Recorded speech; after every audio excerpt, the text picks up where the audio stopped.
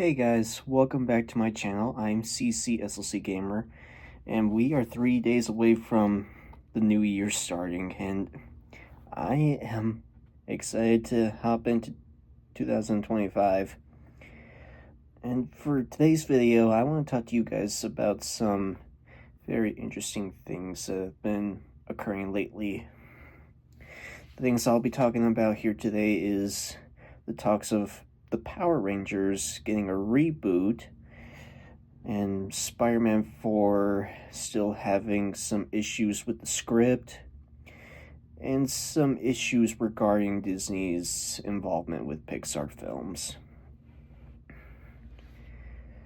So, first off, talking about Power Rangers, we all know that ever since they released that newest movie for Netflix, that the movie hasn't done so well being on Netflix, and that brought Netflix down a little bit because of that.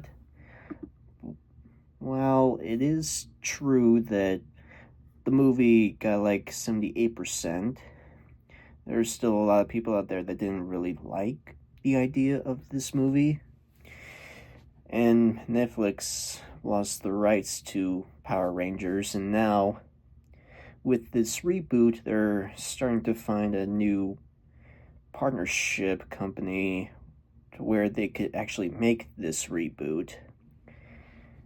And according to this talk from 3C Films, which big shout out to you, he mentioned that Paramount is the biggest option for them to be making the next Power Rangers movie, because you think about how Transformers 1 didn't do all that good, but with Sonic and those movies right now, they are succeeding a lot at some of their latest movies that have been released this year.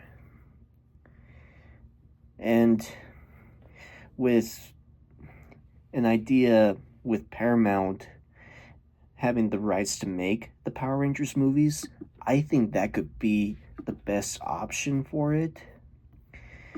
Especially since they are known to make all of these really good films, like Sonic, for example. And as for casting goes, I've been hearing a lot about these things regarding having the Power Rangers be members from Cobra Kai, where one person said they would want Sholo to be the next Red Ranger, which I could probably see, but seeing how they made the 2017 film look, I could probably say Sholo could probably be the Black Ranger. That's just from my take. And also having the same thoughts with having Tanner Buchanan, who was known as Robbie Keane in Cobra Kai. They would want him to be the next Green Ranger, which I could see.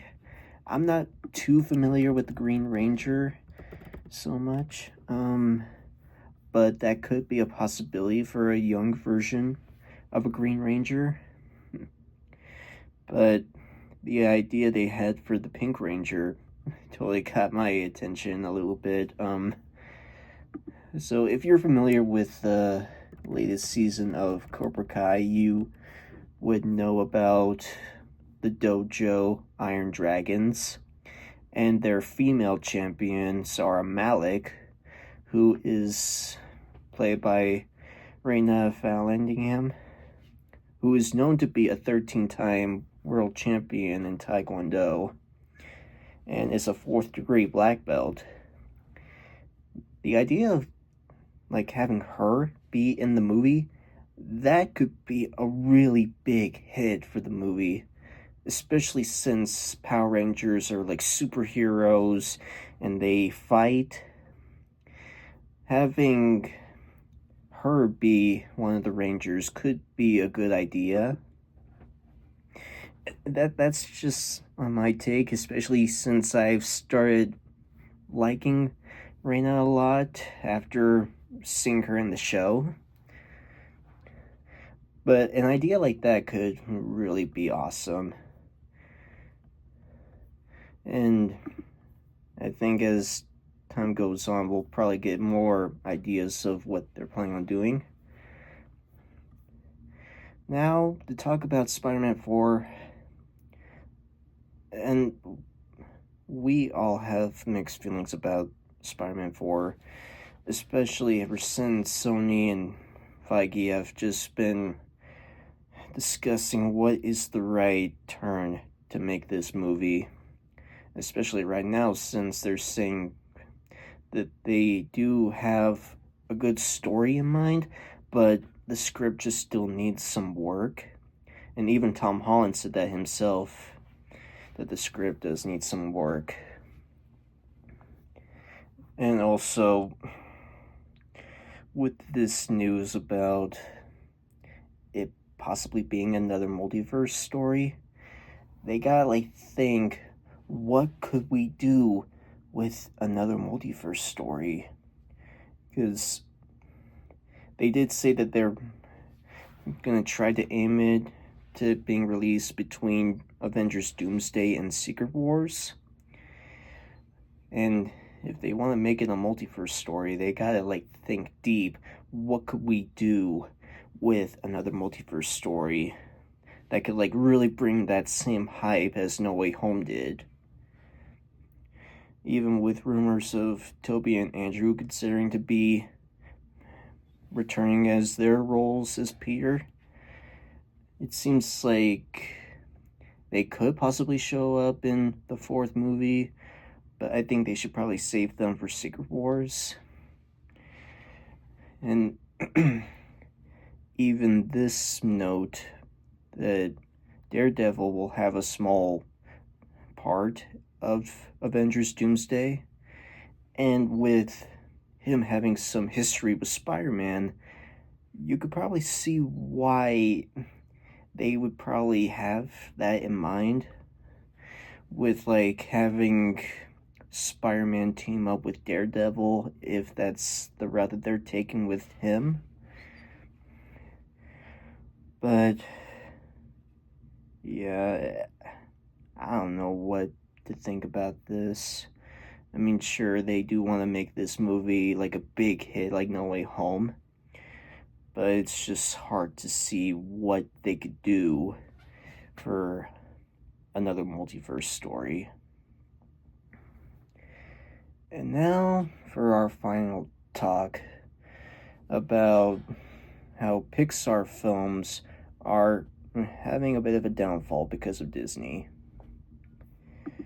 So, recently, a former person who used to work at Disney, he stated that Disney is not letting Pixar make all of these good films that are kind of similar to the original Pixar films that we love watching, like WALL-E, for example.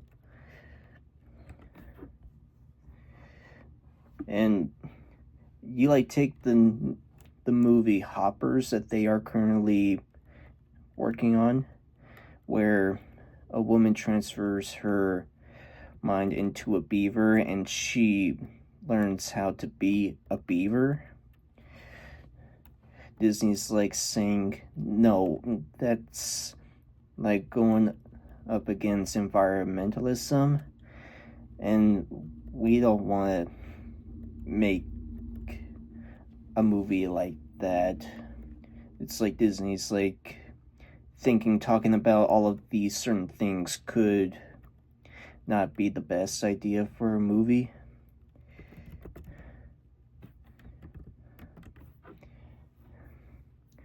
And we all know that their newest show that is going to be coming out, Win or Lose.